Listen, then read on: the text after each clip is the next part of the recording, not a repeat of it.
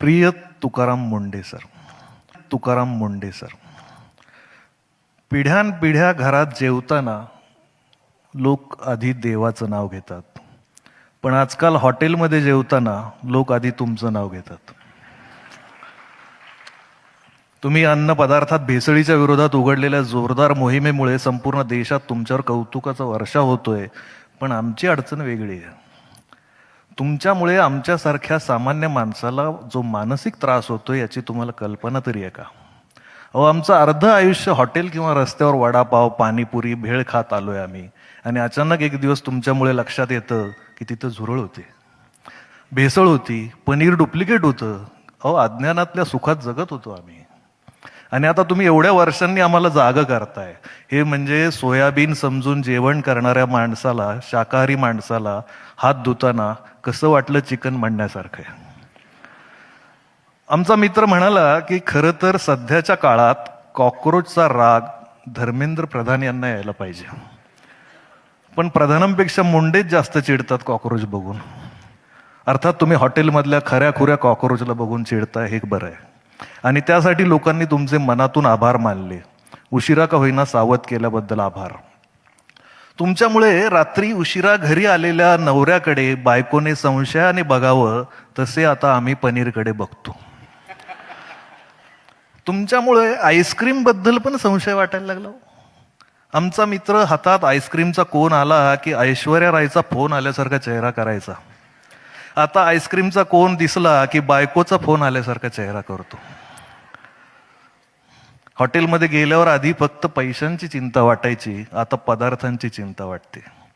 काही हॉटेल मालक पैसे घेऊन पण आपण लोकांना जेवू घालतो म्हणजे उपकार करतो अशा थाटात गल्ल्यावर बसायचे, डोनाल्ड ट्रम्प सारखा चेहरा करून. आता अचानक ते इटलीच्या मेलोनीबाई सारखे प्रेमळ दिसायला लागले.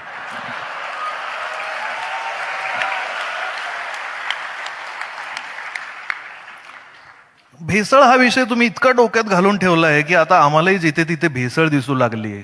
अहो साहेब, मागे नोटबंदी झाली होती तेव्हा देशातल्या 2-4 अभ्यासू आणि विद्वान पत्रकारांनी सांगितलं होतं की नवीन नोटांमध्ये चीप आहे.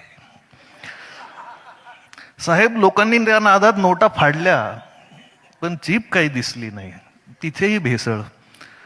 बातमीच्या नावाने आता न्यूज चॅनल सर्रास अफवा दाखवतात, पण पत्रकारितेतली ही भेसळ काही सहजासहजी थांबणार नाही. कारण कुणीतरी म्हणालंय, लोकांना मूर्ख बनवणं सोपं आहे, समजावणं अवघड आहे. त्यामुळे पण तुमचं काम किती अवघड आहे याचा अंदाज येतो. आमचा एक गावाकडचा मित्र एका भोंदू बाबाकडे गेला. बाबाने त्याला कसली तरी पावडर दिली आणि खा म्हणाला. 1 वर्षात तुझी स्वतःची नवी कोरी जीप येईल.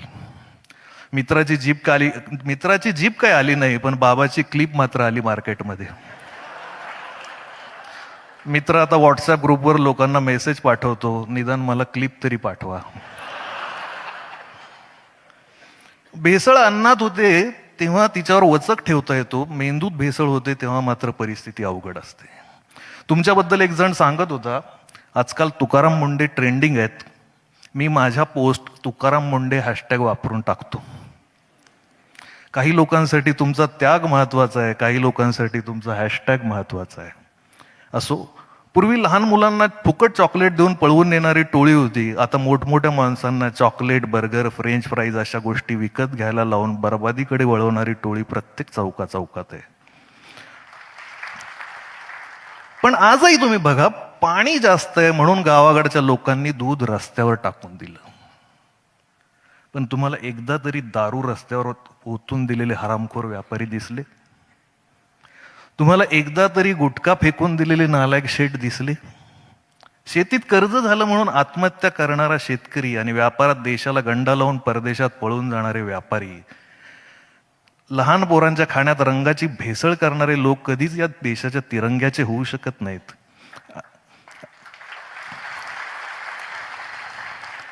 आणि इथले दारूत 50% केमिकल पिणारे लोक शेतकऱ्याकडून ऑर्गॅनिक पिकाची अपेक्षा करतात.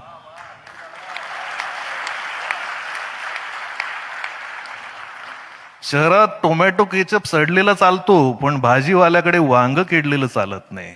या लोकांना कसं सांगणार, जे अस्सल आहे ते ओबडधोबडच असणार, जे संघर्षातून तुकाराम मुंडे होतो तो कठोरच वाटणार. कारण जे जे ऑर्गॅनिक आहे ते असंच एकाच आकारात मिळणारी नाजूक आणि सुंदर फळं मालकाने केमिकलचं इंजेक्शन दिलेली असतात. तुकाराम मुंडे यांच्यासारखं गावरान बीज आपले संस्काराचे आणि मातीचे मूळ गुण सोडत नाही. ते नाठाळाच्या माथी हाणू काठी असंच म्हणणार, कायम म्हणणार. मुंडे साहेब, लहानपणी शेती करताना भाव मिळाला नाही म्हणून तुम्हाला कांदे रस्त्यावर टाकून द्यायची वेळ आली होती. घरात दुभती जनावरं असताना कोरा चहा प्यायची वेळ आली होती. फक्त शेतकऱ्याच्या नशिबातच ही साडेसाती का? शेतकरी चळवळीत असताना शेतकऱ्याच्या कुठल्याही प्रश्नावर पाना फुटणारी ही मंडळी आम्ही बहुमताने मंत्रालयात निवडून पाठवली की भाकड का होतात? आम्ही ज्यांना गरीब गाई समजून धष्टपुष्ट करून विधानसभा विधान परिषदेत पाठवतो त्यांच्या भोवती वासरं नाही लांडगे कसे जमा होतात?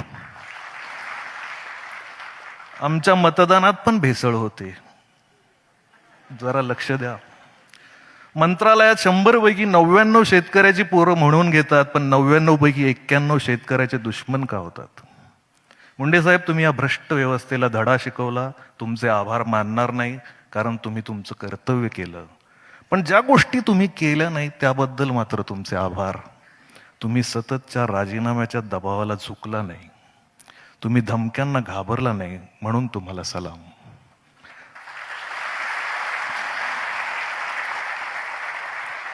व्यवस्थेला जाब विचारणाऱ्या महाकवी संत तुकारामांचं नाव तुम्हाला देणाऱ्या दूरदर्शी आई वडिलांना साष्टांग नमस्कार.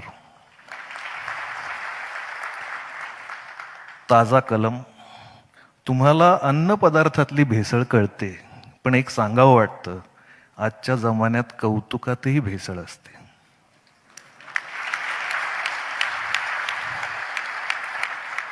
आणि कौतुकातली भेसळ कुठल्या लॅबमध्ये तपासता येत नाही.